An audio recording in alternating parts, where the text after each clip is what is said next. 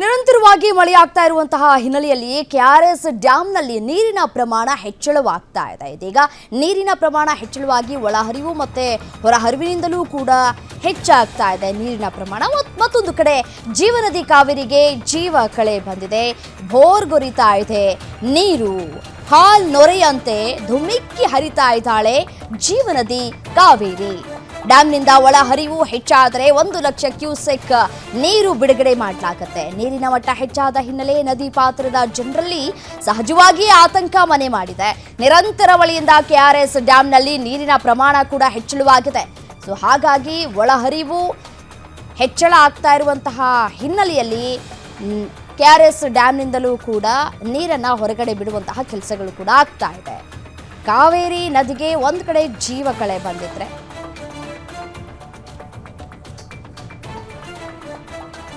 ಇದೇ ವಿಚಾರಕ್ಕೆ ಸಂಬಂಧಪಟ್ಟಂತೆ ನಮ್ಮ ಪ್ರತಿನಿಧಿ ರಾಘವೇಂದ್ರ ಪ್ರತ್ಯಕ್ಷ ವರದಿಯನ್ನ ಕೊಟ್ಟಿದ್ದಾರೆ. ಆ ಕುರಿತ ವರದಿ ಇದೆ, ನೋಡ್ತಾ ಹೋಗೋಣ ಬನ್ನಿ.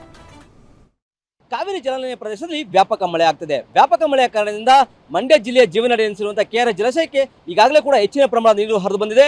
ಈಗಾಗಲೇ ಕೂಡ ಜಲಾಶಯದ ನೀರಿನ ಮಟ್ಟ ಕೂಡ 120 ಅಡಿ ದಾಟಿರುವಂಥದ್ದು. ಇನ್ನೂ ಕೂಡ ಒಳಹರಿವಿನ ಪ್ರಮಾಣ ಹೆಚ್ಚಾಗಿರುವ ಕಾರಣದಿಂದ ಈಗ ಡ್ಯಾಂನ ಸುರಕ್ಷತಾ ದೃಷ್ಟಿಯಿಂದ ಡ್ಯಾಂನಿಂದ ಸುಮಾರು 30,000 ಕ್ಯೂಸೆಕ್ ನೀರನ್ನ ಕಾವೇರಿ ನದಿಗೆ ಹರಿಯಬಿಡಲಾಗಿರುವಂಥದ್ದು. ನಾನೀಗ ಏನು ಕೆಆರ್ಎಸ್ ಡ್ಯಾಮ್ನ ಮುಂಭಾಗ ಇದ್ದೀನಿ, ನೀವು ದೃಶ್ಯದಲ್ಲಿ ನೋಡ್ತಾ ಇದ್ದೀರಿ. ಏನೀಗ ಕೆಆರ್ಎಸ್ ಡ್ಯಾಮ್ನಿಂದ ಸುಮಾರು 30,000 ಕ್ಯೂಸೆಕ್ ನೀರು ಈಗ ತಮಿಳುನಾಡಿಗೆ ಹರಿದು ಹೋಗ್ತಾ ಇರುವಂಥದ್ದು.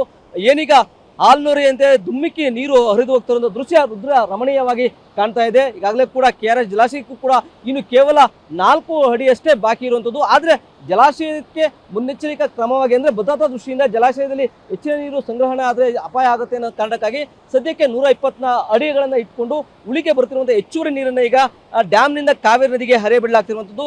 ಏನು ಸದ್ಯಕ್ಕೆ ಕೆಆರ್ಎಸ್ಗೆ ಒಳಹರಿವು 31,000 ಕ್ಯೂಸೆಕ್ಸ್ ಒಳಹರಿವಿದ್ದು, ಹೊರಹರಿವು ಕೂಡ 30,000 ಕ್ಯೂಸೆಕ್ ನೀರನ್ನು ಈಗ ಸದ್ಯಕ್ಕೆ ನೀರನ್ನು ಹರಿಬಿಡಲಾಗ್ತಿದೆ ನದಿಗೆ. ಹೀಗಾಗಿನೇ ಕೂಡ ಕಾವೇರಿ ಜಲಾನಯನ ಪ್ರದೇಶದಲ್ಲಿ ಏನು ಅದರಲ್ಲೂ ಕೂಡ ಡ್ಯಾಮ್ ಕೆಳಗಿನ ಏನು ನದಿ ಪದರ ಏನಿದೆ ಆ ನದಿ ಪದರದಲ್ಲಿ ಈಗ ಪ್ರವಾಹದ ಆತಂಕ ಎದುರಾಗಿದೆ.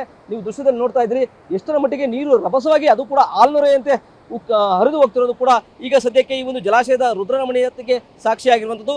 ಒಟ್ಟಾರೆಯಾಗಿ ಕೆಆರ್ಎಸ್ ಜಲಾಶಯ ಭರ್ತಿಯ ಹಂತಕ್ಕೆ ಬಂದಿದ್ದು, ಸದ್ಯಕ್ಕೆ ಈಗ ಡ್ಯಾಮ್ನಿಂದ ಕೂಡ ಹೆಚ್ಚುವರಿ ನೀರನ್ನು ಈಗ ತಮಿಳುನಾಡಿಗೆ ಹರಿಬಿಡ್ತಾ ಇದೆ. ಹೀಗಾಗಿನೇ ಕೂಡ ಡ್ಯಾಮ್ನಲ್ಲೂ ಕೂಡ ಸಾಕಷ್ಟು ನೀರು ಕೂಡ ಈಗ ತಮಿಳುನಾಡಿಗೆ ಹರಿತಾ ಇದೆ. ಇನ್ನೂ ಕೂಡ ನೀರಿನ ಪ್ರಮಾಣ ಹೆಚ್ಚಾದರೆ ಮತ್ತಷ್ಟು ನೀರನ್ನು ಕೂಡ ನದಿಗೆ ಬಿಡುವ ಬಗ್ಗೆ ಕಾವೇರಿ ನೀರಾವರಿ ನಿಗಮ ಈಗಾಗಲೇ ಕೂಡ ಮಾಹಿತಿಯನ್ನು ಕೊಟ್ಟಿದೆ. ಜೊತೆಗೆ ಜಿಲ್ಲಾಡಳಿತ ಕೂಡ ಪ್ರವಾಹ ಪರಿಸ್ಥಿತಿ ಎಚ್ಚರಿಕೆಯನ್ನು ಕೂಡ ಕೊಟ್ಟು ಸುರಕ್ಷಿತ ಜನರಿಗೆ ತೆರಳುವಂತೆ ಜನರಿಗೂ ಕೂಡ ಸೂಚನೆ ಕೊಟ್ಟಿದೆ. ಮತ್ತಷ್ಟು ನೀರು ಹೆಚ್ಚಾದರೆ ಇನ್ನೂ ಕೂಡ ಜಲಾಶಯದ ನೀರಿನ ಹೊರಹರಿವನ್ನು ಕೂಡ ಹೆಚ್ಚು ಮಾಡುತ್ತೀನಿ ಅಂತ ಮಾತುಗಳನ್ನು ಕೂಡ ಈಗ ಕಾವೇರಿ ನೀರಾವರಿ ನಿಗಮ ಹೇಳಿರುವಂಥದ್ದು. Raghavendra Ganjam, guarantee news, Mandya.